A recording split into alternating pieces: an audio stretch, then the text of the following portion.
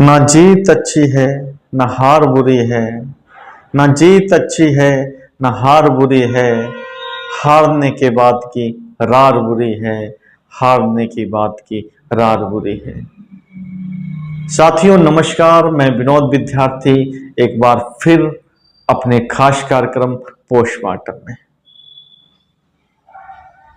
4 राज्यों के परिणाम, एक कांग्रेस के पक्ष में, 2 कांग्रेस के विपक्ष में और एक जगह भाजपा सरकार रिपीट हुई। यानी भाजपा ने नॉर्थ इंडिया के उत्तर भारत के 3 राज्यों में विजय पताका फहरा दी है और कांग्रेस ने जहां कुछ समय पहले कर्नाटका में विजय पताका फहराई थी, अब उसने दक्षिण के एक और राज्य तेलंगाना में भी विजय पताका फहरा दी है। जहां दक्षिण में कांग्रेस अच्छा प्रदर्शन कर पाने में सफल हुई है, वहीं उत्तर में उसे बड़े झटके लगे हैं। शायद भूकंप रिएक्टर पर इसे नापा जाए तो 6.5 रिएक्टर स्केल के झटके। इसमें पूरा का पूरा कांग्रेस का जो सपनों का भवन था, जो उसे 2024 में उसे ले जाने वाला था, वो भवन ढह चुका है। क्योंकि नॉर्थ इंडिया में अब भारतीय जनता पार्टी पूरी तरह से डोमिनेट हो चुकी है। उसका वर्चस्व पूरी तरह से उत्तर भारत में बन चुका है। कांग्रेस का उत्तर भारत में सिर्फ एक राज्य हिमाचल प्रदेश में ही सरकार है। बाकी 2 राज्यों में दिल्ली और पंजाब में आम आदमी पार्टी की सरकारें हैं और बाकी जो भी उत्तर भारत में राज्य बचे हैं, इस खास तौर पे हिंदी भाषी राज्य, तो वहाँ पर कांग्रेस बुरी तरह से हार चुकी है और उसकी जगह पर भारतीय जनता पार्टी अब अच्छे बहुमत के साथ सभी जगह सरकारों में आ चुकी है। 2024 सर पर है, जनरल इलेक्शन सर पर है, प्रधानमंत्री का इलेक्शन सर पर है और कांग्रेस कबड्डी करते करते करते करते उसने अपने 3 बड़े राज्य खो दिए हैं।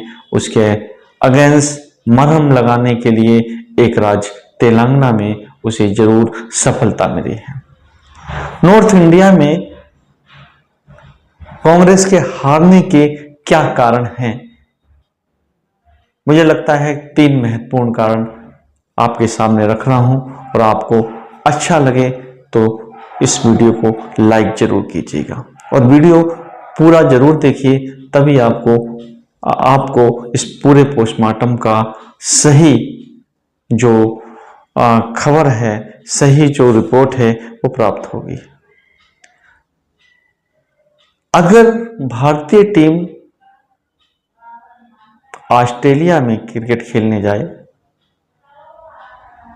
और ऑस्ट्रेलिया की तरह क्रिकेट खेलने की कोशिश करे तो उसका हारना तय है।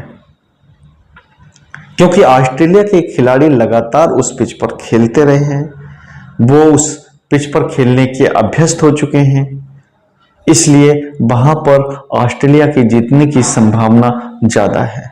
ठीक उसी प्रकार से हिंदुत्व की जो पिच है वो भारतीय जनता पार्टी के लिए सबसे मुफीद है और उस पिच पर अगर कांग्रेस खेलने की कोशिश करेगी तो कभी रन आउट होगी, तो कभी बोल्ड होगी, तो कभी कैच आउट होगी और उसे कोई बचा नहीं सकता। सॉफ्ट हिंदुत्व नाम की कोई चीज होती ही नहीं है।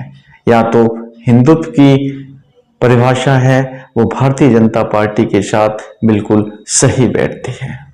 तो कांग्रेस को सबसे पहले सिर्फ और सिर्फ एक बात का ध्यान रखना है, उसके साथ जो पिच है उसकी वो धर्मनिरपेक्षता की पिच है, उसे उसी पिच पर खेलना चाहिए, तभी वो भारतीय जनता पार्टी को हराने के लायक हो पाएगी, अन्यथा नहीं।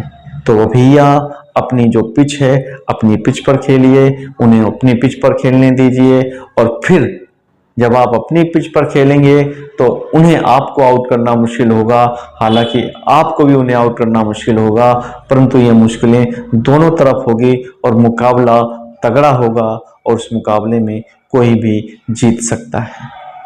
नंबर 2, नरेंद्र मोदी ने ये बता दिया है कि एक ऐसा नेता होना जरूरी है जिसके इशारे पर सब चीजें चलें, चाहे लोग उसे तानाशाही क्यों ना कहें, परंतु इस देश के लोग तानाशाही को एक व्यक्ति के रूप में पसंद करते हैं जब तक कि उस तानाशाही का नुकसान उन व्यक्तियों को ना हो या महसूस ना हो, तब तक उन्हें किसी व्यक्ति की तानाशाही पसंद है। ऐसा प्रूफ हो चुका है।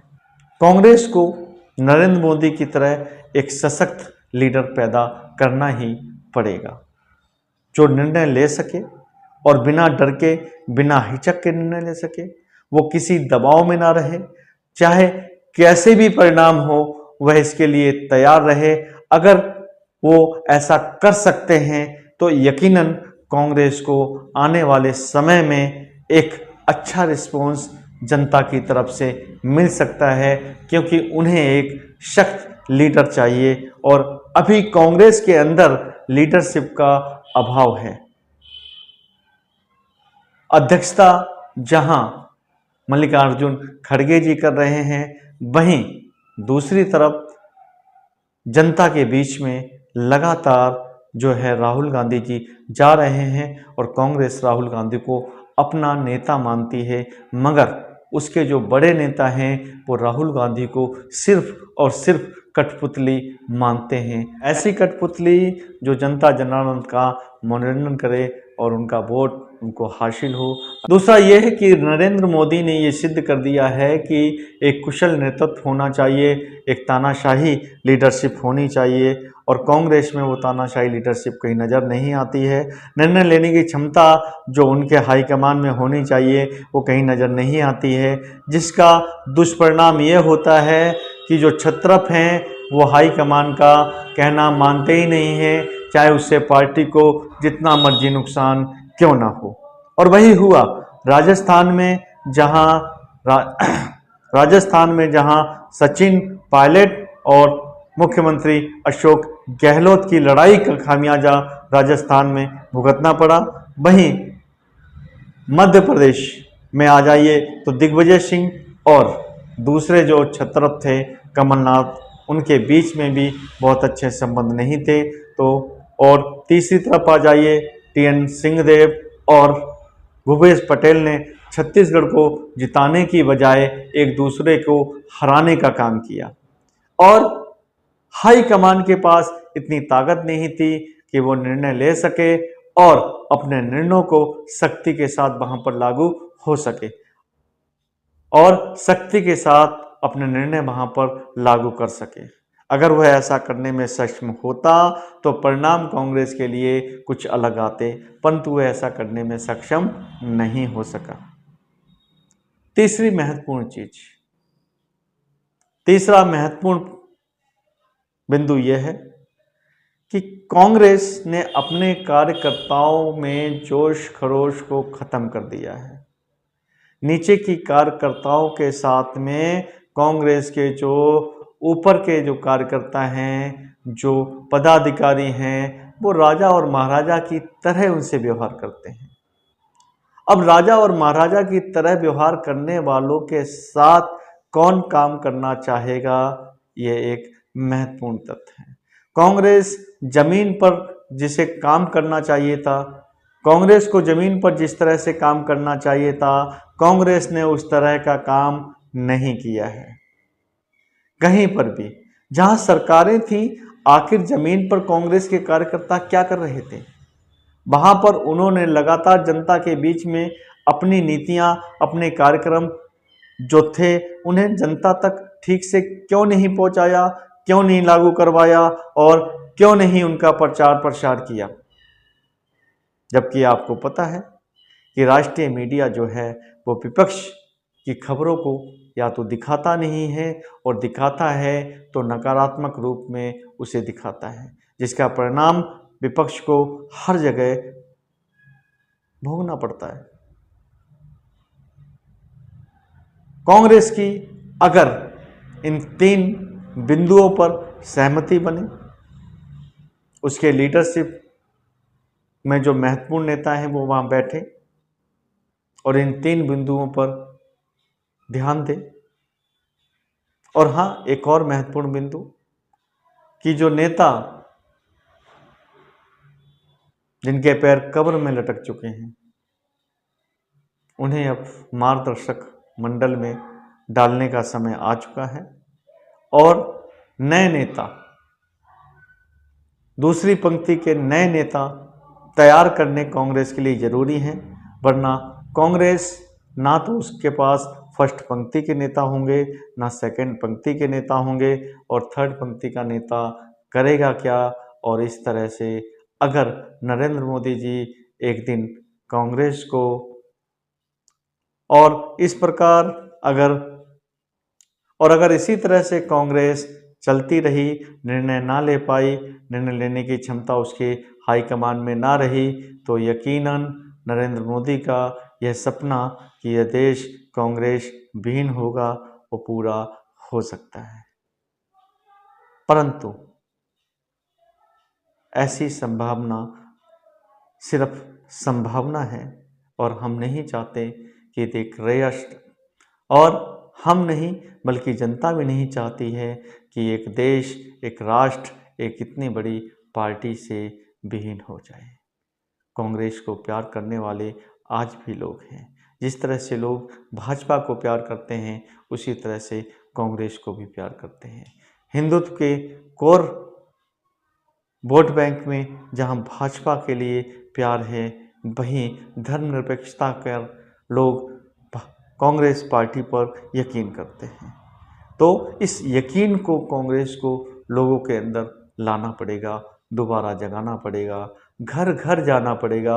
और घर घर सिर्फ राहुल गांधी को नहीं जाना है, मल्लिकार्जुन खड़गे को नहीं जाना है, प्रियंका गांधी को नहीं जाना है, सोनिया गांधी को नहीं जाना है, बल्कि हर कार्यकर्ता को जाना है। और हर कार्यकर्ता तभी घर घर जाएगा, तभी मेहनत करेगा, तभी पसीना बहाएगा जब उसे लगेगा कांग्रेस उसकी पार्टी है, कांग्रेस उसका परिवार है, कांग्रेस उसका घर है। और ये विश्वास राहुल गांधी को, मल्लिकार्जुन खड़गे को, सोनिया गांधी को, प्रियंका गांधी को, अपने सबसे निचले स्तर पर कार्यकर्ता को दिलाना होगा कि कांग्रेस उसकी है, उसे कांग्रेस को जिंदा रखना है, उसे कांग्रेस को आगे बढ़ाना है। कांग्रेस आगे बढ़ेगी तो यकीनन उन्हें भी आगे बढ़ने का मौका मिलेगा।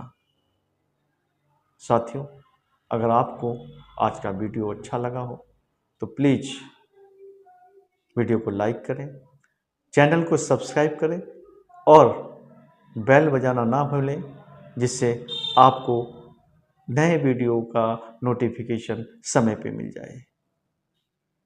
अपने साथियों को वीडियो शेयर जरूर किया करें, कमेंट करना ना भूलें और कोशिश करें वीडियो को पूरा देखें।